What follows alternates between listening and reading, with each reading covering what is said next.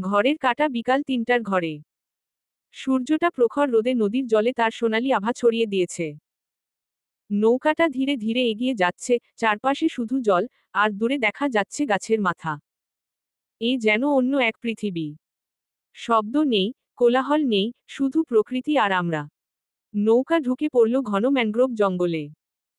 গাছগুলোর শ্বাসমূল পানির ওপর থেকে বেরিয়ে এসে যেন বলছে, আমরা আছি, আমরা শ্বাস নিচ্ছি। চারপাশে এত ঘন সবুজ যে রোদও ফাঁক খুঁজে নিচ্ছে ঢোকার জন্য। হঠাৎ একটা হালকা শব্দ, মনে হলো কোথাও হরিণ দৌড় দিল। চোখ আটকে গেল বনভূমির গভীরে, কুয়াশার মধ্যে যেন কিছু একটা নরল। বাঘ? হয়তো। হয়তো নয়। সুন্দরবনের সৌন্দর্য এখানেই, অদেখার মধ্যেই রহস্য। পাখিদের ডাক চারপাশে বেজে উঠছে, যেন তারা কথা বলছে একে অপরের সঙ্গে। একটি জলপাই রঙের পাখি হঠাৎ নৌকার পাশ দিয়ে উড়ে গেল, তার ডানায় রোদের ঝিলিক। মনটা এক অদ্ভুত শান্তিতে ভরে গেল।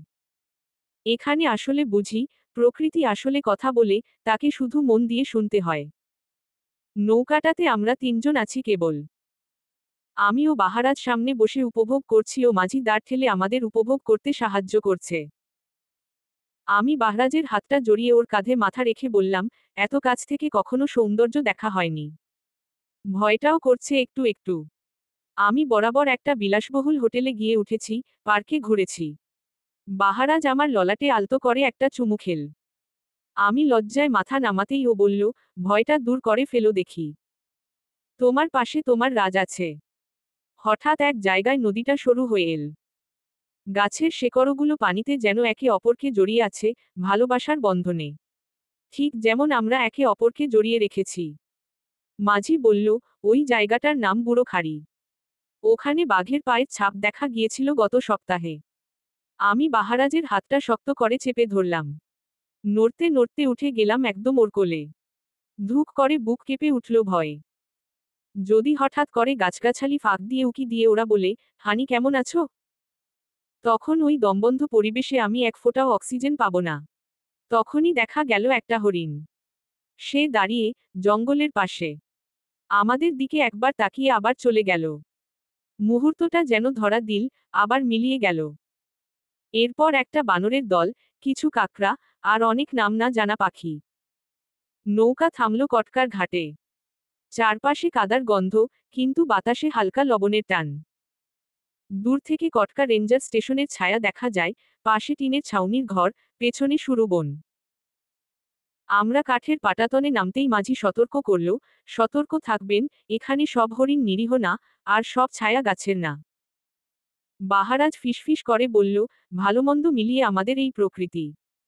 তাকে কাছ থেকে উপভোগ করা ভাগ্যের ব্যাপার। একটা দমকা হাওয়া আমাকে ভীষণভাবে নাড়িয়ে তুলল। আমার প্রথম চোখে পড়ে বিস্তীর্ণ খোলা প্রান্তর। ঝাউগাছের ছায়া, ঘাসের ঢেউ, আর মাঝে মাঝে দৌড়ে যাওয়া হরিণের দল। বাহারাজ আমাকে নিয়ে নিঃশব্দে পা এগোয় সেদিকে। কাদার মতো জুতা আটকে গেলে চুস চুস করে শব্দ হচ্ছে। বাহারাজ জুতা খুলে হাতে নিয়ে বলল, পায়ে শক্ত একটা আস্তরণ থাকলে ঠিক ফিল করতে পারি না। পায়ে কিছু ফুটে গেলে? আমরা হচ্ছি এমন জাতি, যারা রাস্তাঘাটে অনেক কিছু ফেলি। কিন্তু অবলা প্রাণীরা তাদের বসবাসের স্থানকে পরিষ্কার পরিচ্ছন্ন রাখে। বাহারাজের কথায় আমি মাটির দিকে তাকালাম। পায়ের নিচে তাজা রক্ত দেখে অবিলম্বে পিছিয়ে গেলাম দুপা। গলা শুকিয়ে আসতেই বাহারাজ বলল, এটা সকালে হয়েছে। কাছেই আছে হয়তো। বাহারাজ আচমকা আমার চোখ বেঁধে সামনের দিকে নিয়ে গেল। হাঁটার সময় অনুভব করলাম আমরা কাঠের সিঁড়ি বেয়ে ওপরে উঠছি। আমাদের গন্তব্যে পৌঁছে বাহারাজ আমার চোখ ছেড়ে দিল। এখান থেকে সুন্দরবনকে একনজরে দেখা যায়। পাশাপাশি সুন্দরবনের মাঝে এমন একটি স্থান থেকে বিস্মিত হলাম আমি। আমার চোখের কোণে পানি চলে এলো। বাহারাজ জেনেও না জানার ভান করে বলল, কাঁদছ কেন? পিঠটা বাহারাজের পিঠে ঠেকিয়ে বললাম, এত সুন্দর করে কেউ আমাকে সারপ্রাইজ দেয়নি বাহারাজ। বিলাসিতা ছেড়েও যে প্রকৃতিকে অনুভব করা যায়, আপনার হাত ধরে আমি শিখলাম। উপর থেকে আরো কয়েক জোড়া কপোতীদের দেখলাম। সবাই প্রিয় মানুষকে নিয়ে মেতেছে প্রকৃতির প্রেমে।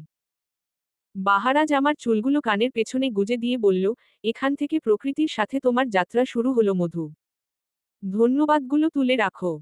একসাথে দিও। সময় তখন পেছনে থেকে তাড়া করছে আমাদের। সূর্যটা একটু একটু করে পশ্চিমের দিকে হেলে পড়ছে, আর আমরা টক্কর দিচ্ছি সময়ের সাথে। কাটকা থেকে পা বাড়ালাম জমতলা সমুদ্র সৈকতের দিকে। প্রথম দেখা, অথচ মনে হলো, এ যেন কক্সবাজারের কোনো হারানো খণ্ডচিত্র। জল অনেকটাই সরে গেছে, ভাটার কারণে সৈকতের বুকে জন্ম নিয়েছে বিস্তীর্ণ বালুর প্রান্তর। আমি বাহারাজের হাত ধরে ধীরে ধীরে নেমে গেলাম বালুর মাঝে। মাঝে মাঝে ঢেউ এসে পায়ের পাতায় নিঃশব্দ চুমু দিয়ে যাচ্ছে, মেঘলা ভালোবাসার মতো। হঠাৎ বাহারাজ আমার হাত ছেড়ে কাঁধে রাখল আলতো করে।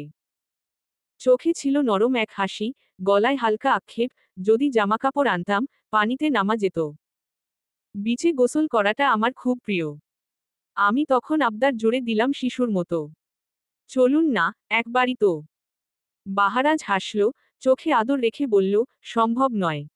এখন ভিজলে ঠান্ডা লেগে যাবে। তাছাড়া আমাদের হাতে সময় নেই। অন্ধকার নামার আগেই রিসোর্টে ফিরতে হবে। ঢেউ তখনও আসছে। পায়ের কাছে গিয়ে ভিজিয়ে দিচ্ছে আমার অপেক্ষা, আমার অনিচ্ছা। আর আমি দাঁড়িয়ে আছি, কিছু না পাওয়ার তৃপ্তি নিয়েই। বাহারাজ আমার মুখের দিকে তাকিয়ে কিছুক্ষণ চুপ করে রইল। তারপর হেসে বলল, তুমি চাইলে, পৃথিবীও বদলাতে বাধ্য। আমরা দুজনেই হাত ধরে এগিয়ে গেলাম জলের দিকে।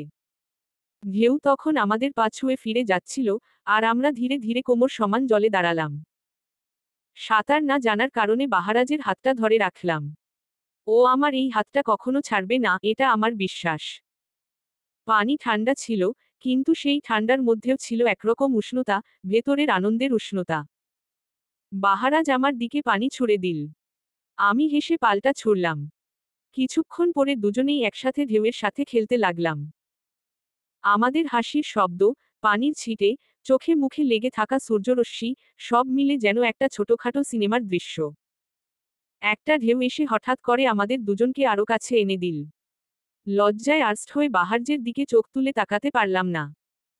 বাহারাজ দু আঙুলে আমার থুতনি ওপরে তুলে বলল, এই মুহূর্তটা আমি কোনোদিন ভুলতে চাই না। আমি চুপ করে রইলাম, শুধু মনে মনে বললাম, এই রোদ, এই ঢেউ, আর তুমি, এটাই আমার জীবনের শ্রেষ্ঠ কবিতা। আমাদের পানিতে নামতে দেখে আরো কয়েক দল সাহস করে সমুদ্রের কাছে এগিয়ে এল। তারা কাছ থেকে ঢেউয়ের আহ্বান অনুভব করতে লাগলো, উপভোগ করতে লাগলো বিশাল জলরাশির ছোঁয়া। হঠাৎ করেই বাহারাজ আমাকে কোলে তুলে নিল।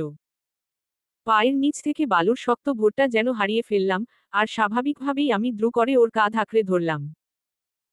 বাহারাজ আমার দিকে তাকিয়ে একটু হেসে আমাকে পানির ঠিক উপরে এমনভাবে ধরে রাখল, যেন আমি জলে ভাসমান একটি পদ্মফুল। নির্ভার, নিঃশব্দ, অথচ নিখুঁতভাবে সজীব।